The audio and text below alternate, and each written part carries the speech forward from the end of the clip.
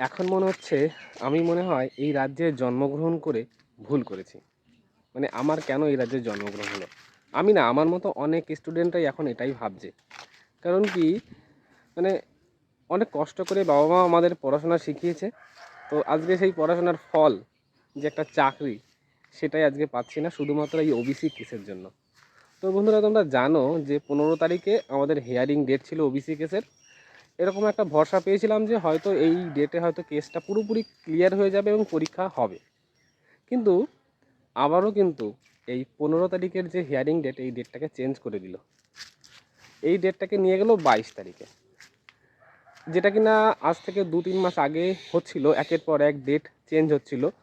সরকার তার নিজের কি বলবো দোষটাকে লুকানোর জন্য যেটা চাইছিল তিনি সেটাই করতে চাইলো। তো কি বলবো, মানে হ্যাঁ, আমরা যেটায় হাত দিই, যেখানে যেটাই করতে যাই সেখানেই আমরা বিফল হই, সফল আর হতে পারি না। মানে এই সত্যি কথা, মানে এই সরকার যে কি চাইছে সেটা আমরা বুঝতে পারছি না। আর আমাদের বর্তমান জেনারেশন বা আমাদের যে গার্জিয়ান, তারা তাদেরকে ভোট দিয়ে বারবার জেতাচ্ছে এবং তাকে তার গদিটা পাইয়ে দিচ্ছে। মানে কি বলবো, দেখো একটা জিনিস ভেবে দেখো যে আমরা যারা এই যে আমাদের যে পশ্চিমবঙ্গের যতগুলো চাকরি, যত এডুকেশন সিস্টেম, সমস্ত কেস কিন্তু এই ওবিসি কেসের জন্য কিন্তু হোল্ড হয়ে আছে। দেখো সেই হায়ার সেকেন্ডারির পরীক্ষা কবে হয়ে গেছে, রেজাল্ট আউট কবে হয়ে গেছে, এখনও পর্যন্ত কলেজের ভর্তি শুরু হয়নি। আমাদের যেসব পশ্চিমবঙ্গে যেসব সরকারি চাকরি যে পরীক্ষা, সেগুলো সব বন্ধ আছে শুধুমাত্র ওই একটা কেসের জন্য। আর সুপ্রিম কোর্ট, হাইকোর্ট তো পরিষ্কার বলে দিয়েছে যে তুমি পরীক্ষা নিতে পারো, তুমি অ্যাডমিশান নিতে পারো, তবে কি তোমাকে সেই পুরনো যে ওবিসির যে রিজার্ভেশন পলিসি তার উপরে বেস করে, কিন্তু সরকার সেটা নেবে না। আর এমনকি আমাদের যে পিআরবি বোর্ড, সেও কিন্তু বলে দিয়েছে যে দেখো আমরা পরীক্ষা নেওয়ার জন্য রেডি, কিন্তু আমাদের সরকার পক্ষ থেকে কোনো রকম কোনো সিগন্যাল দেয়নি। গ্রিন সিগন্যাল পেলেই আমরা পরীক্ষা নিয়ে নেব, দেখেছো? আর এই দিকে আবার কি হয়ে গেল, 15 তারিখে হিয়ারিং হওয়ার কথা ছিল, সেই হিয়ারিং ডেটটাও কিন্তু আবার চেঞ্জ হয়ে গেল। তার মানে এটার মানে কি বোঝাচ্ছে, মানে সরকার কি চাইছে আমাদের? এই যে হ্যারাসমেন্ট, তোমরা একটা ভেবে দেখো, একটা পরীক্ষা ফর্ম ফিল আপ করেছি আজ থেকে 1.5 বছর আগে, এখনও তার পরীক্ষার যে প্রসেসিং সেটারই এখন ঠিকঠাক করে করতে পারছে না। এই ওবিসি কেস নিয়ে হলো, কেসটা মিটিয়ে দিতে পারতো।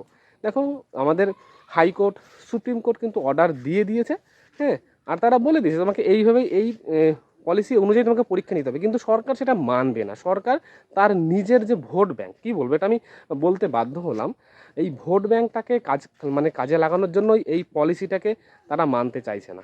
জানি না কেন এইভাবে আর কতদিন চলবে। দেখো বন্ধুরা, আমরা যদি এইভাবে বসে থাকি, এইভাবে আমাদের সহ্য করতে থাকি, বা আমাদের যে গার্জিয়ান যদি এইভাবে সহ্য করে, পরবর্তী প্রজন্মের আমাদের ভবিষ্যৎটা তো গেলই, নষ্ট হয়ে গেল। আমাদের আর কি আছে?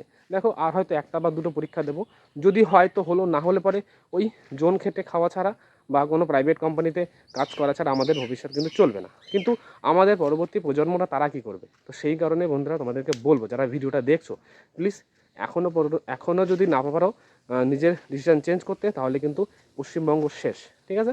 তো এইটুকুই জাস্ট বলা। তো আমাদের ভবিষ্যতের কথা আমি আর চিন্তাই করি না।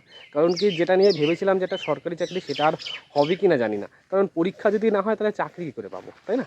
তো এইটুকুই জাস্ট। তো সবাই ভালো থাকবে, সুস্থ থাকবে, আর নিজের সিদ্ধান্তটা নিজে নাও। রাজনীতি এমন একটা জিনিস, মানে সব কিছু খেয়ে ফেলে দেয়। তো সবাই ভালো থাকবে।